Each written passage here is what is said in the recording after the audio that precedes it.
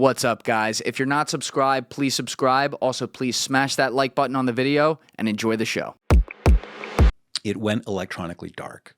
So it's no longer on the radar screens of the air traffic controllers. It's not sending out any kind of radio transmission. And there's various different ways that a plane stays in contact with people on the Earth.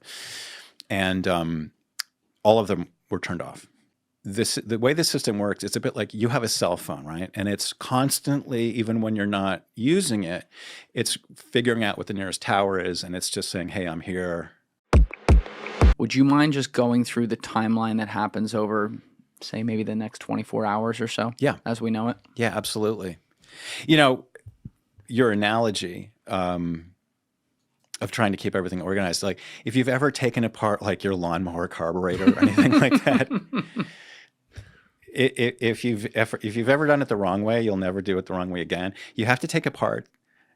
As you take it apart, you have to lay the pieces in the order in which you found them.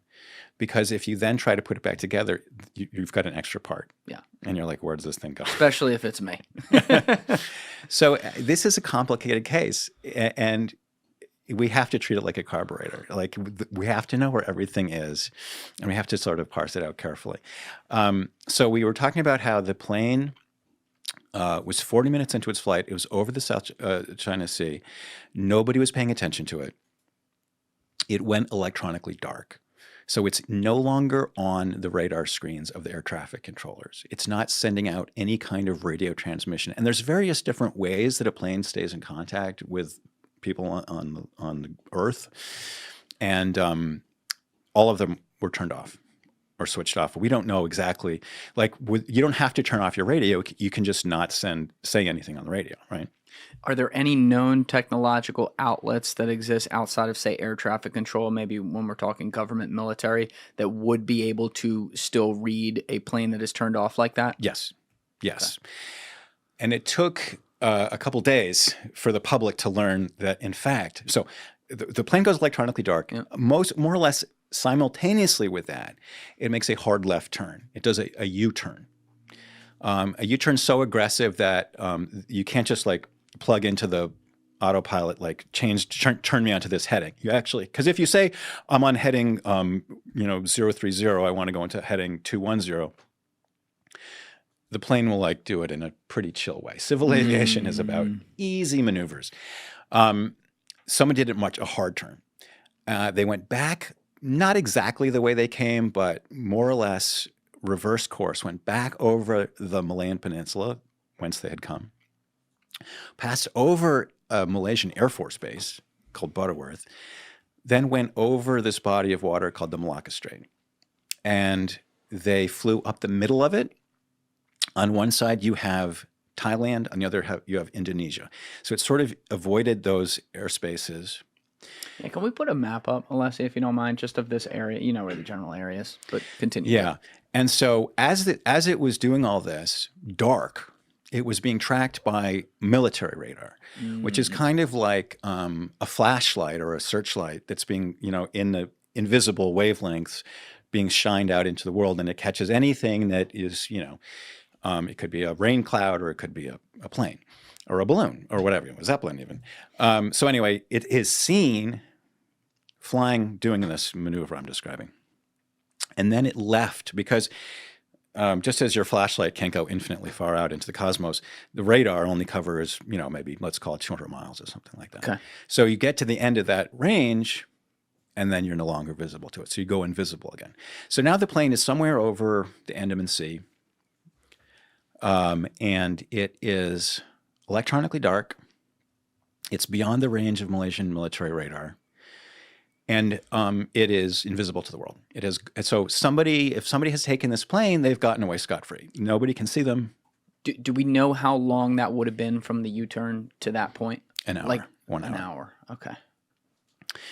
And so then to me, the core event of this whole mystery happens, which is this box gets turned back on that had been turned off. It's called the satellite data unit. It's a component of the satellite communication system. So when I talk about it, I sometimes call it the SATCOM. I sometimes call it the SDU. And this is the box that is allowing the plane to talk to a satellite that's run by Inmarsat, which is a British-based company that has ties to the U.S. government, UK government, a lot of speculation, spookiness, the usual suspects.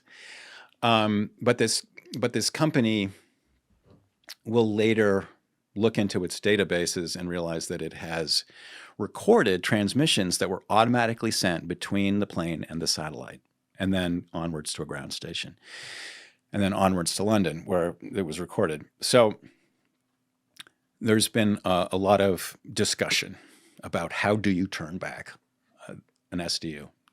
How do you turn it back on? And then secondarily, why would you turn it back on? And this is everything that we know about the next 6 hours hinges on the fact that this box was turned back on. Because for the next 6 hours, Inmarsat was recording these periodic transmissions that were taking place. So the way the system works, it's a bit like you have a cell phone, right? And it's constantly, even when you're not using it, it's figuring out what the nearest tower is, and it's just saying, hey, I'm here, I'm logged in. And that way, if someone wants to call you, it'll come through because the system knows where you are. Right. So the SATCOM on this plane had a similar kind of arrangement where if nobody used this system, which you can use to make calls, you can send data, text, that kind of thing. It's a lot like a cell phone, really. If it didn't hear from the user in an hour, it would say, "Hi, are you still there?" It doesn't want to keep you logged in if you're not there. Maybe you've shut down, maybe you've left and you're now talking to a different satellite because you've gone to a different part of the world. And so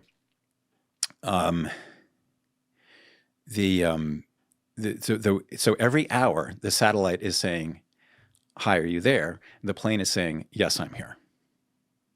Now, to slightly complicate matters, if something happens, like somebody does use the system, then that clock gets reset. And so twice in the span of the next 6 hours, people at Malaysian Airlines were like, damn, where's our plane? Let's call. So twice. And what does that do? So if it gets reset, how does that affect the data?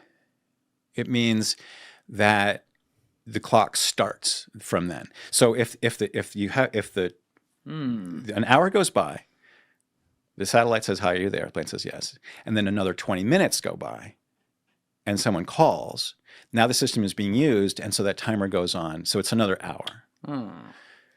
It's not really that important, but it wasn't initially when this thing was reported on, it was described as being hourly pings. That's pretty much true, but it's not entirely true because there were these two other events that kind of got in there and messed up the timing. Thank you for watching the video, guys. If you haven't already subscribed, please smash that subscribe button and check out this clip's full podcast episode by clicking here or in the description below.